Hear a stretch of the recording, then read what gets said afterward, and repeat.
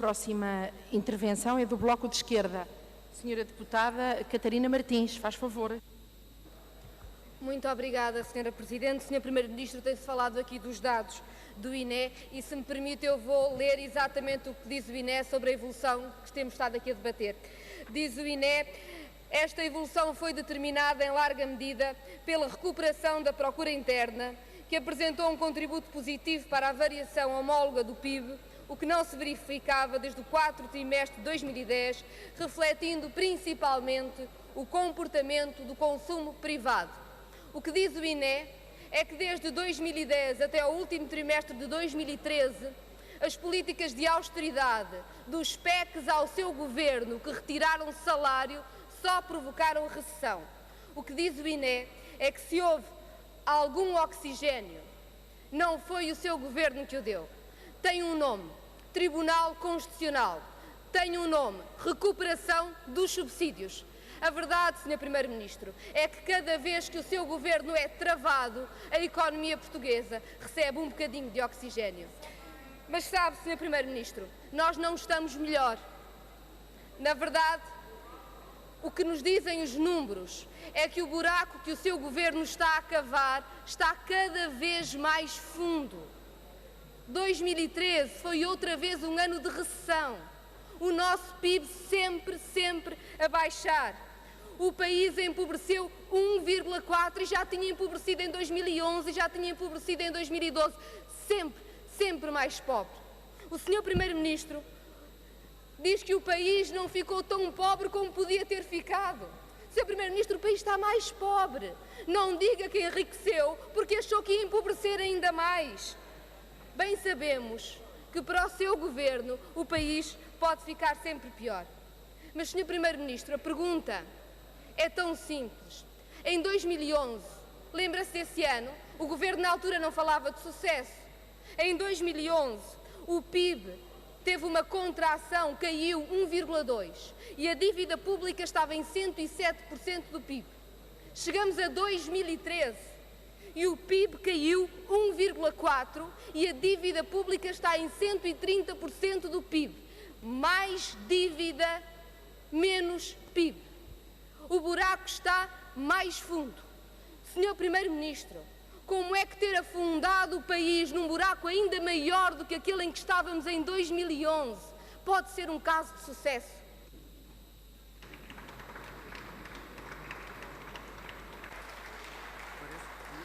Senhor Primeiro-Ministro, tem a palavra. Muito obrigado. Senhora Deputada Catarina Martins, a senhora Deputada também acha que eu tenho vindo a falar no enriquecimento do país, mas a senhora Deputada também deve andar a ouvir vozes, mas não é a minha. Não é a minha, senhora Deputada. Porque eu realmente não tenho tido tais expressões. Antes, pelo contrário, senhora Deputada. Mas tenho dito uma coisa, e vou reafirmá-la aqui. É que esta crise mostrou que o país era menos rico do que supunha. Isso é verdade, senhora Deputada. Durante muito tempo, houve uma certa ilusão de crescimento e de riqueza que desapareceu mal a fatura apareceu para pagar. A fatura foi, evidentemente, a fatura do crédito com que fizemos investimentos e despesas de consumo.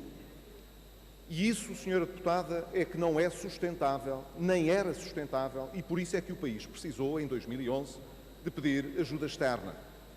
Aquilo que nós temos hoje é um cenário inteiramente diferente, senhora Deputada. Mostrado, como ainda há pouco tive ocasião de poder partilhar no Parlamento, pelo andamento que temos da nossa taxa de juro a 10 anos. Estamos, finalmente, a sair do período crítico da crise em matéria de confiança na nossa dívida pública. E isso é muito importante, senhora Deputada, porque significa que nós poderemos voltar a um período de maior normalidade para podermos fazer emissões a longo prazo e financiar de acordo com a disponibilidade da economia. Ainda temos taxas elevadas, senhora Deputada, ainda temos taxas elevadas. Mas estamos com o mesmo nível de taxas que registámos na pré-crise, antes de entrarmos na crise. Isso não deve querer dizer, com certeza, que estamos pior.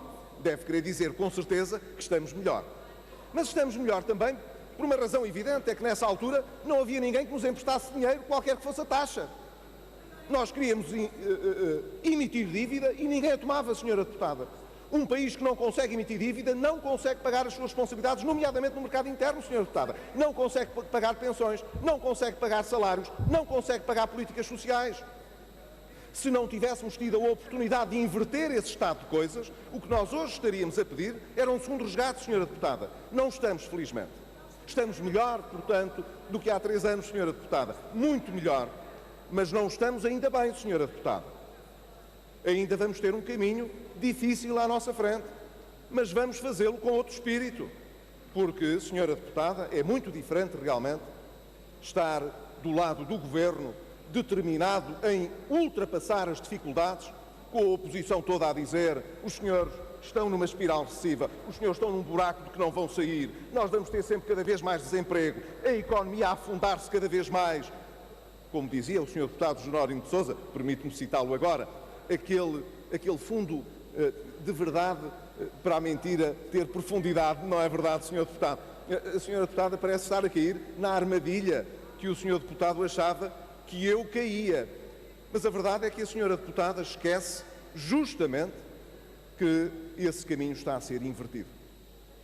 E, portanto, nós não podemos estar pior, Sra. Deputada. Estamos melhor, porque estamos a poder dizer às pessoas, aos contribuintes, aos reformados, aos desempregados, que apesar de demorar tempo, apesar de ser difícil, apesar de ainda termos um caminho estreito para fazer, o vamos fazer e vamos percorrer com outro ânimo. É o ânimo de saber que a nossa economia está a crescer, que está a gerar emprego, que está na recuperação da procura interna, sustentada num padrão que não é alimentado por crédito, mas pela poupança gerada, e isso é muito importante também, Sra. Deputada, é que nós possamos recuperar a procura interna, não à custa de crédito fácil, mas à custa da própria poupança. E é esse o caminho que o país está a fazer. Gostaria que a Sra. Deputada também pudesse ser sensível, não apenas a esses resultados, mas também àquilo que deve ser o caminho de recuperação que nós ainda precisamos de fazer, que mereceria, por parte da oposição também, um contributo mais positivo do que aquele que tem sido oferecido a cada debate quinzenal. Muito obrigado.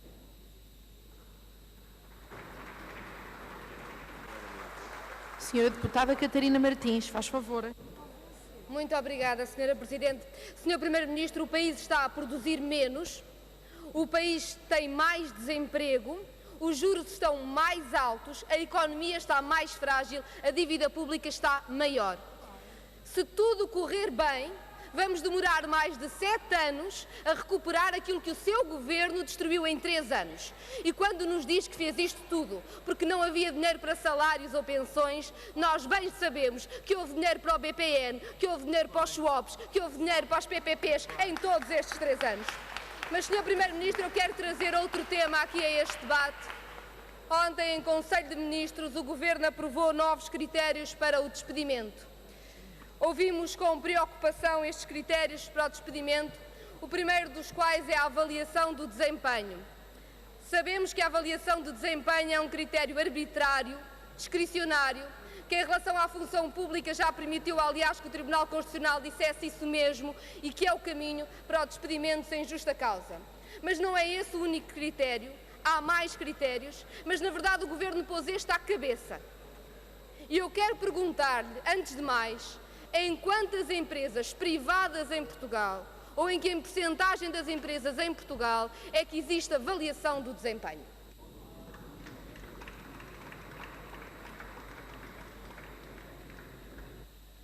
Sr. Primeiro-Ministro, tem a palavra. Muito obrigado. Só dizer à Sra. Deputada, em primeiro lugar, que, de facto, o desemprego não é um desastre gerado por este Governo, Sra. Deputada.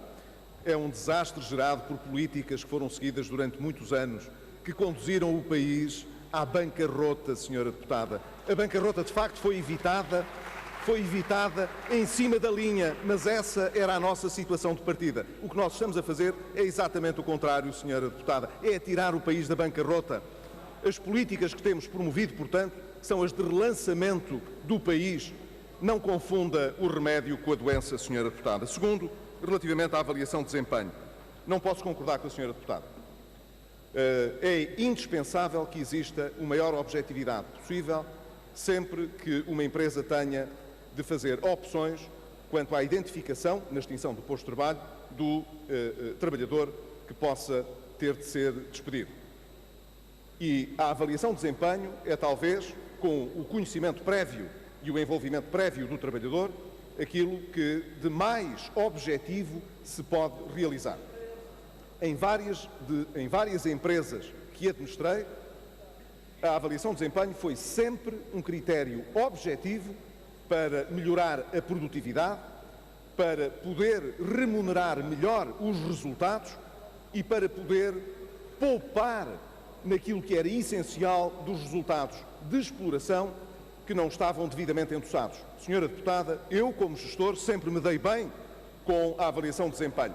E acho muito importante, Senhora Deputada, que as empresas portuguesas que pretendem ser empresas mais produtivas, mais competitivas, que possam gerar emprego mais sustentado, possam também, elas mesmas, desenvolver processos de avaliação de desempenho que são não apenas bons para as empresas, mas justos para os trabalhadores. Muito obrigado.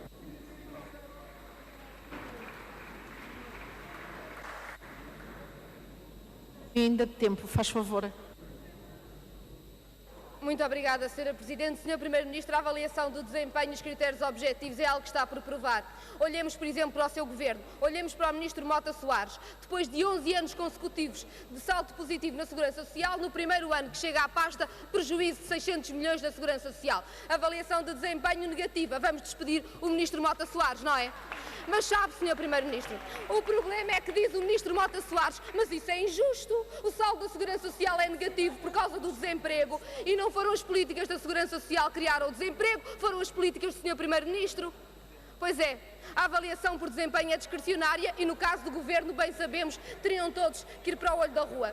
Mas sabe, Sr. Primeiro-Ministro, 95% das empresas em Portugal não têm sequer avaliação do desempenho. O que nos leva ao segundo critério. E o segundo critério são habilitações. Bem, para a mesma função, a mesma habilitação, as empresas escolhem as habilitações que têm, passamos ao terceiro critério. E o terceiro critério é o trabalhador que é menos oneroso para a empresa. Ou seja, o terceiro critério deste Governo é a empresa deve despedir o trabalhador que tem o salário mais alto. Ou seja, entre o estagiário ou o trabalhador que tem 15 anos na empresa, a empresa tem de despedir o trabalhador que tem 15 anos na empresa. O que faz o Governo com este programa para os despedimentos é simultaneamente introduzir o despedimento sem justa causa e acabar com a progressão salarial nas empresas. O que o Governo faz é querer a completa arbitrariedade do despedimento e querer também condenar os trabalhadores a toda uma carreira com salários de início de carreira, salários estagnados, toda uma carreira. Diz o Ministro Mota Soares que é o FMI que quer desregular o trabalho e baixar salários e que o Governo acha que já chega assim. Sr. Primeiro-Ministro, não há alteração tão grande para desregular o mercado de trabalho e para baixar os salários como o programa para os despedimentos que o seu Governo aprovou ontem em Conselho de Ministros. Quero terminar, Sra. Deputada. Eu bem sei que agradece à Troika ter empobrecido o país e bem sei que Ricardo Salgado louva os perdões fiscais do Governo. Aquilo que nós sabemos é que à medida que o Governo faz tudo para embaratecer o trabalho, dá todos os benefícios e sempre aos mesmos. Falámos a semana passada 1.000 milhões de benefícios fiscais. Quero terminar, Sra. Deputada. Colégio SGPS, offshore da Madeira. Agora sabemos dos perdões fiscais, 500 milhões. Enquanto dá benefícios fiscais, corta no Serviço Nacional de Saúde, corta na escola pública. Enquanto dá perdões fiscais, nega abono de família, nega subsídio de desemprego a quem precisa. Sr. Primeiro-Ministro... Quero terminar. Estou mesmo a terminar, Sra. Presidente. Sabemos já em nome de quem governa o Governo e não é em nome do país. Aquilo que precisamos, sim, para que haja alguma luz ao fundo do túnel, era de um Governo que renegociasse a dívida, possibilitasse investimento, possibilitasse emprego. Um governo que governasse em nome de quem vive do seu trabalho e não em nome da finança. Sr. Primeiro-Ministro, sabemos que queira terminar, Sra. Deputada.